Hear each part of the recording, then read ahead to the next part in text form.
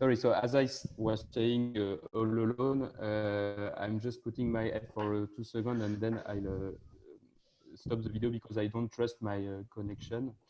Okay. So thank you, Daniel, for organizing this virtual session. So I'm going to present a work with that I did with Jérémy Weissman, Louis Lagardère, and Jean-Philippe Picmal from Sorbonne Université. So many things. I'm going to present things that are very related to the three previous talks. So I'm just going to present some notation. So I'm going to consider MCMC based on a kinetic process. So you have position x, velocity v, and what you what you're trying to do is to sample according to target distribution. So here I'm just going to consider a Gaussian velocity equilibrium. So that you just sample according to some Hamiltonian distribution. And so all the typical Markov sampler that you use have this, they can be decomposed like that. So you have free transport, which is just saying that the derivative of the position is the velocity. You can have some dissipative part, so either an Norstein-Uhlenbeck or some partial resampling, so like in the randomized HMC that George Deligianidis was just presenting.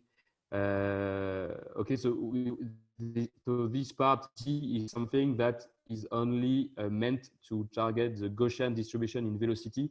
It doesn't take into account the target measure. So at some point, if neither the free transport T, sorry, nor the dissipativity part D takes into account the target measure, that it means that there is another operator, another part of the dynamics that takes into account U. So I call F this part, like forces, because usually you can call the gradient of the potential the forces. So and you have several ways to use. There are several dynamics for F that do the job. So doing the job here essentially means that you want the target measure to be invariant for your dynamics. And so formally, it means that for all test function phi, you want the integral of L phi against the target measure to be 0. And you just check that this is equivalent to this condition here. So you would like this to be equal to, well, you want this to hold for all phi in some subset of functions. And so here are two examples. So the most standard one is just acceleration. So if you combine this acceleration with a free transport, you get the Hamiltonian dynamics. And the one of the first PDMP appearing with bounces. So it's another type of Markov operator. You have some jump rate and then some jump kernel, and so I won't detail this, but these two, you have also other, for instance, the forward event process of Van Michel also satisfy this condition. So you have many examples of, well, many, you have a few examples of generators that give you the correct invariant measure. And in fact, all the examples I'm aware of satisfy, in fact, a stronger condition, which is the same as the first line, except that you don't integrate with respect to x. Okay, and so so this is if the last condition is satisfied, and if you integrate with respect to x, you get the first one. So and you can see that so in the first condition, the target measure is involved in two parts. Sorry, there is a gradient of u and there is pi. But in the last condition, in the last line, there is only the gradient of u and there is no integration with respect to u. So this condition is linear with respect to the forces u. And so if you have several operators Fi that satisfy this local condition, but with respect to some vector field psi I, and such that the sum of the psi I are equal to the forces. So in other words, if you decompose, if you factorize, to use the term used by Manon, if you factorize your target measure according to some vector fields here, so it's not necessarily a gradient of something, so it's just a general vector field. So if you decompose your forces as a sum of vector fields, and then you take several operators and you just take the sum of these generators, then obviously, because the condition is linear in Xi, you get, so this generator F satisfies the same condition, but with the sum of the Xi I, which is U. So you can try to factorize your distribution. So here are two examples. You can always factorize, so you can always split or decompose your forces according to some, for instance, the canonical basis. And then, so I call this Gibbs splitting, because if you look then at the generator so you see this guy is going typically to act only on the velocity of the ith coordinate, and because the free transport is also has also the same decomposition, you get a sum of operators that all act only on one coordinate. So this is typical of Gibbs Gibbs algorithms. And if you do that with bounces mechanism, this is exactly the so-called zigzag process. Okay, so this is one example of splitting, and the other that you can combine, in fact, which has been combined with the first splitting, so is subsampling, meaning that, as in the talk of Benedict Lehmkuhler, if your potential is given as a sum over some observations of other potential, then you can take one vector field by observation, or you can gather them by mini batch or whatever. And you can do both splitting, meaning zigzag and subsampling together. Okay, so just a few quick remarks. If you only use drift operators, so accelerations, then this operator is linear in Xi, meaning that if you take this and you do, and you, what have I done? So if you do the sum, where can I change that? Okay, I use some voodoo shortcut. Maybe turn it a little bit to the right. Sorry? You have this turning the screen, so now it's like 90 degrees. The screen. So next to the magnifier icon on the bottom of the slide. Okay, so okay, next to the page number, just above the page. Okay, you mean in the slide? Okay, in the slide, yeah. I have it, but I'm not at the slide. Okay, I'm completely.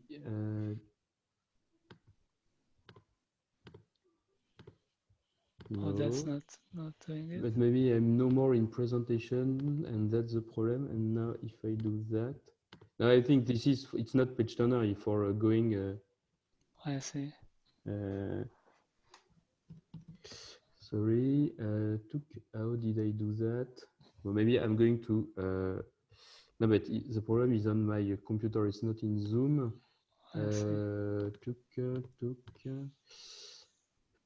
Okay, that's it, but not in the correct. Problem with my left and right. Okay. Sorry for the inconvenience. Here again.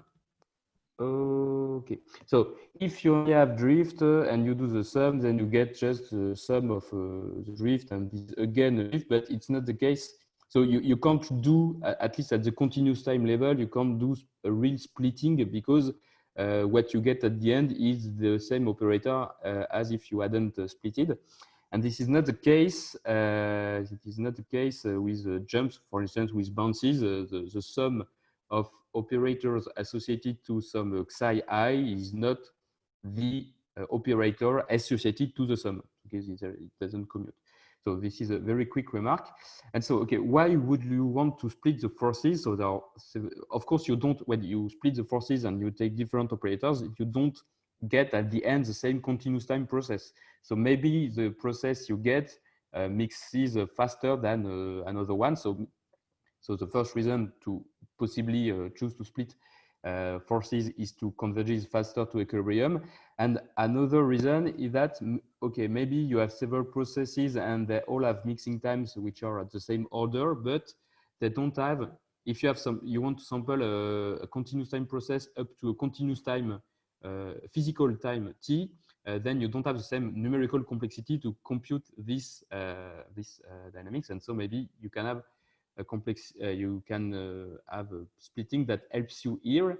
And the last thing is that you have some processes that you can do exactly and others you can't. So sometimes you have a time discretization, and this time discretization and the bias it induces the target measure depends on the splitting. So here I'm going to present a case where you can gain some thing for the numerical complexity.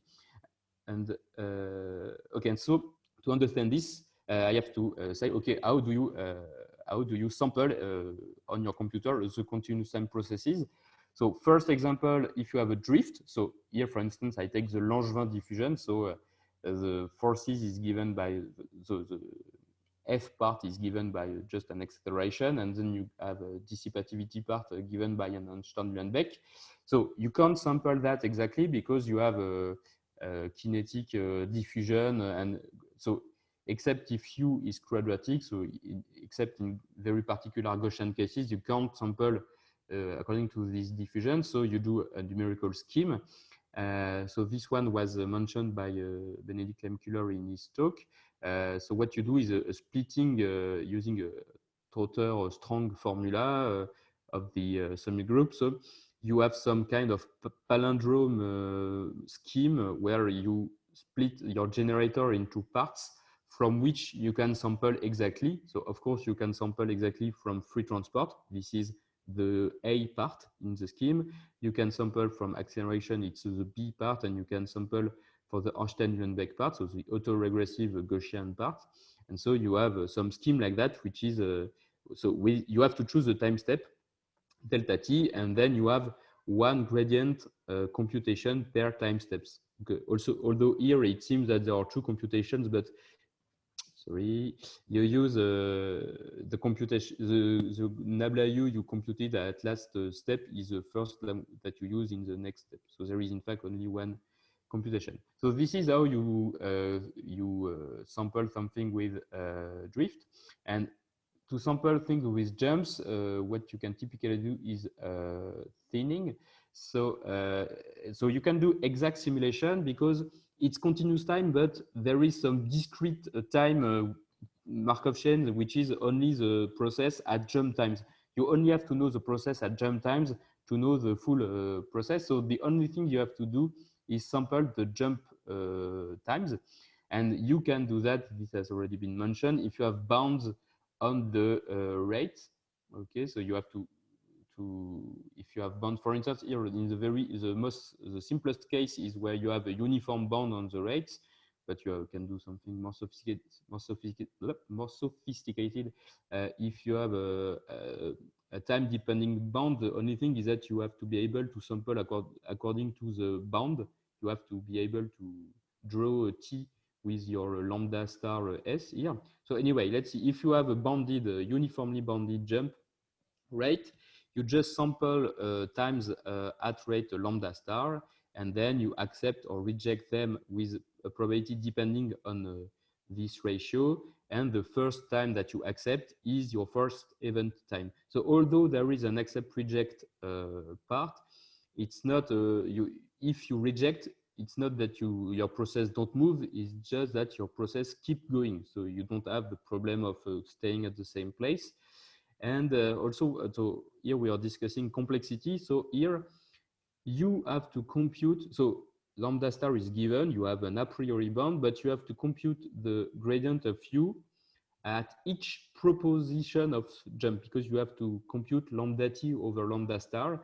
And so you have one gradient computation per proposition. And so on average, on a period during the time t, you compute a gradient of U on an average lambda star t. This is your number, this is your complexity in terms of computation of gradients. Okay, so here a good thing is that you don't have to choose a time step parameter. The time step is like given by the bounds that you are able to get. So the lowest the bound, the better. So you take the lowest lambda stars that you can have, and this gives you some time steps. You don't have to choose it, and so there is an exact simulation. There is no discretization error. So summary: the drift, you have to choose a time step. You can't split the forces at least at the continuous time level because you get the same at the end, and you have some discretization bias. The jumps, so here I presented bounces, but it's the same for all kinds of jumps, so velocity jumps. You can do exact simulations, so you don't have bias at the equilibrium. You can split the forces. You don't need a time step parameter, but you need bounds on the jump rate. So not necessarily constants, but you need them, and your algorithm will be efficient if you have good bounds, and it will not be if you don't have. Okay, so the question is, do you have these kind of bounds? And the answer is, well, it depends of the kind of energy you have. So you had the examples from physical statistics of the talk of Manon, where you have very particular that you can take into account particular symmetries, and if you don't know anything of you, then you don't really know how you can split them. So here I'm going to give one particular example where we can do a very efficient splitting in terms of numerical complexity. This is the example, so it's pairwise interaction. So I will focus on these examples. Let's say you have n particles in R3, and your potential is given by a sum of pairwise interaction, like that, with a van der Waals potential. So the van der Waals potential is drawn here. You have a singular repulsion at 0 because atoms are repelling each other singularly, and then you have a weak attraction at long range, and you have interactions between all pairs of atoms, and so when you compute the gradient of U, you have to consider all pairs of interactions. So you have something that costs you n square. You have n square computations. So this is very costly. And so many methods, multi-time set methods, are based on the idea that you should split the forces into short range and long range because they are very different behaviors. So here I just multiply all these pair interactions by a cutoff function xi, and I just take the part which is distance between atoms is small. I call that the short range part of the energy, and then the remaining part is the long range energy. And so it's very different because if you look at the short range, so it's all the singular repulsion. So it's very high forces. It's not bounded. It's evolving very fast. But on the other hand, it's quite cheap to compute because every atom has very few neighbors, very close neighbors. Okay. On the other hand, long-range forces are very expensive because basically any atoms interact at long range with any atoms, and so you have to do your n square computations. But on the other hand, at long range, the forces are very small, and they evolve much slower than short range. And so what would be natural is to say, okay, I'm going to compute the long range at a lower frequency because, and then I can improve the computational cost of that. And then I use a Trotter splitting as I presented for the drift scheme. So for instance, here is a scheme that you get from that. So it's a Baobab because it's the same scheme as before with a RESPA. So I don't remember what RESPA means, but okay. So you have a timestamp delta t. You split your forces operator in two operators. So one with short range forces and one with long range. And so you of these with these operators, and you see that there is a k here. So k is an integer.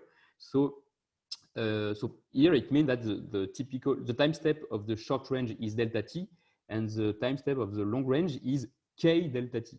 Okay, and so here this scheme is a second order scheme. If you fix k and you let delta t go to 0, then you get the invariant measure at order delta t square.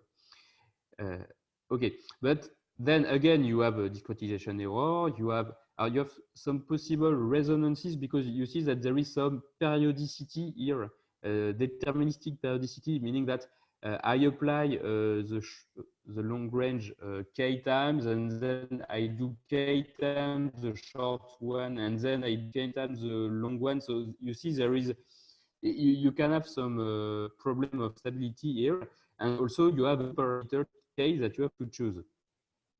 On the other hand, if you look at long range forces, as I said, it's bounded and small, and so this is the perfect case for velocity jumps, because if the bound is explicit, it's uniform, so it's easy to do thinning, and the bound is small, and so you won't have many jumps, so the complexity is good.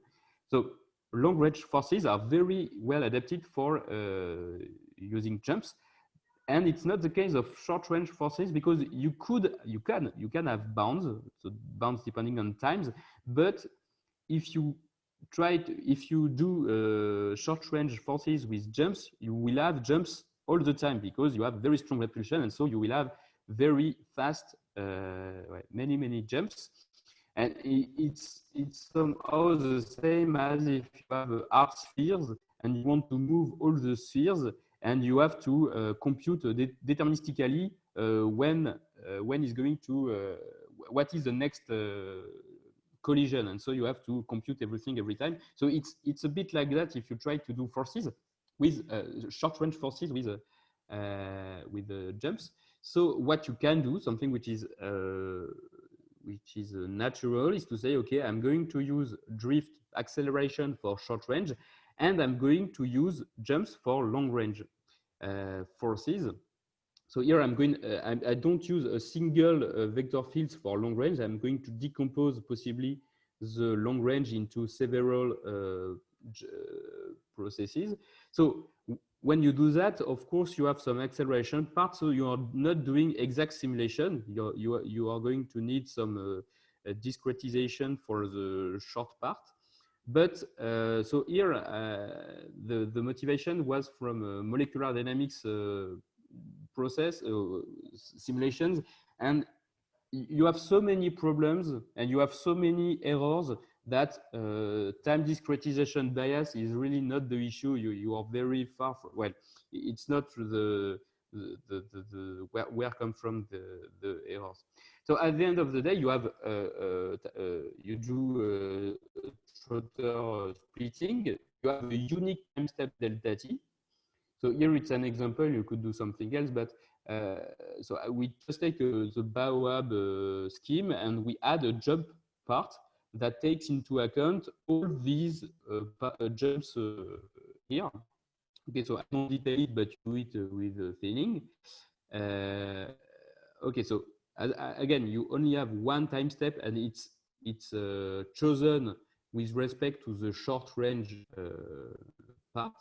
Okay, as you would do in a usual Langevin, for the usual Langevin diffusion, and you see that in terms of complexity, the complexity of jumps is not it does not depend on the time step, because of the extensivity of Poisson noise. So if you do a time step 10 times smaller, then you will have 10 times less jumps per time step, and so for a given physical time t, you will always have a complexity which is proportional to your bound on the rate, and so it's independent from the time step that you have chosen for the short range forces. So with respect to the long range forces, you have some kind of adaptive random time step.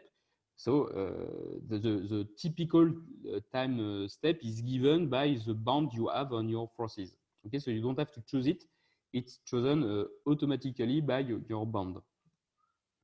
Okay, so just to to go into details, how do we decompose the jumps, the long range, sorry. In fact, we decompose it, we take one jump mechanism by pair interaction. Okay, so you have your gradient, you decompose it as short range forces, which are going to be taken into account by drift. And for each interaction ij, you have one jump. Okay, so what does it mean in practice? It means that at each time step, each atom draws a random number of neighbors, and then you only have to compute the interaction related to these neighbors, and you compute the acceptance probability. And in case of acceptance, you do a reflection of the velocity of this atom. And okay, you can already do just some computation on with a pen and a paper to see how much you can hope to gain. So if you look at the average number of proposition, so this is your complexity. So you have n atoms. You are running so per time step you have the length of your time interval is delta t. In the jump rate, you have the velocity of the process, but this you can consider that it's at equilibrium, so it's a Gaussian. So the norm of VI is essentially something of order 1, and then you have your bound on the forces. And again, something very model dependent and very important here is that the van der Waals interaction W scales like r to the -6 at infinity. So the gradient is r to the -7, sorry. And then you have a cutoff. So the infinity bound here is very small. It should be very small. So if you so you multiply by n to have the number of propositions on the whole system, and you average the velocity. So your average complexity is n squared times the time step times the bound. And if you don't do jumps, if you do just usual drift and then splitting, you have n squared. And the ratio, so you look at the ratio between the time steps that you have chosen and the natural time step, in some sense, of the forces. And on the examples we have implemented, so we just compute this ratio, and we get 10 to the -6. This is the ratio of complexity between just standard algorithm and using jumps. And this is indeed what we observed in the simulation. So one atom has only one long-range interaction, so only with one neighbor every 1,000 steps. Okay, so you nearly never compute, in fact, long-range forces. So you have a very huge gap of complexity here. So I don't know what time is it. Okay, maybe I should stop here. Maybe I should go very fast on the just results. very fast is fine. Very fast. Okay, I don't go into the results. Okay, you can do. So if we take a model which is very well suited for our example, we have a speed up of factor close to 4. Okay, we are 4 times faster. And okay, so here I only presented pairwise interactions because this is very simple to split. But we would gain much more with forces which are more expensive. This is a work in progress, but okay, so I hope to talk about this in some months maybe. And I'll mention very fast last thing, which is so here I presented a way to compute another process, but it given a target measure, but in many cases in molecular dynamics, you also want to compute dynamical properties. Okay, so you don't want only to target pi, you really want to sample the Langevin diffusion. And so we are finishing right now with Matthias Rousset and Pierre Andreazit work where we have, a family of jumps mechanisms such that one of them is, so if you take epsilon to plus infinity, you have a bounce mechanism. If you have epsilon equal 1, you have the the random picking that Manon Michel presented.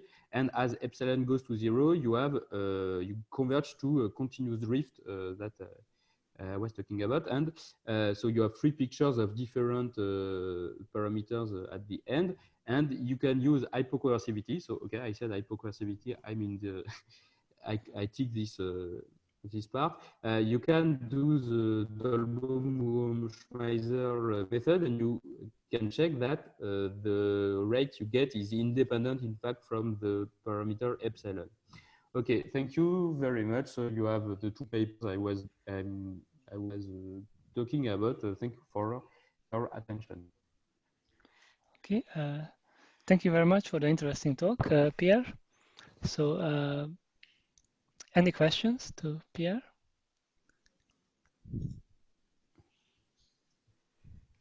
Did you say you were sometimes using non-constant upper bounds on the jump rates?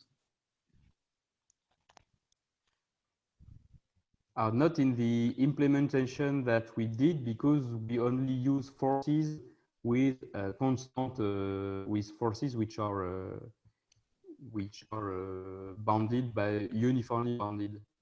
So Okay. in our cases, we didn't have to do that. But in general, the only thing to do thinning is to have an upper bound such that the integral of the jump rate in the dynamics is explicit, and you can compute jumps. But you can compute explicitly propositions. But it wouldn't work in our case because we are doing a Langevin noise. Yeah, we are doing an Horstein-Uhlenbeck on the velocity, and not a refreshment. And so we don't have, if you don't have a uniform bound on lambda, on gradient of u, you don't know the evolution of x. It's not piecewise deterministic. And so it's, well, we wouldn't do that. We wouldn't do Horstein-Uhlenbeck refreshment if we wanted to have a, in fact, we would do the same. We would do a partial refreshment, which is equivalent. Okay, we would do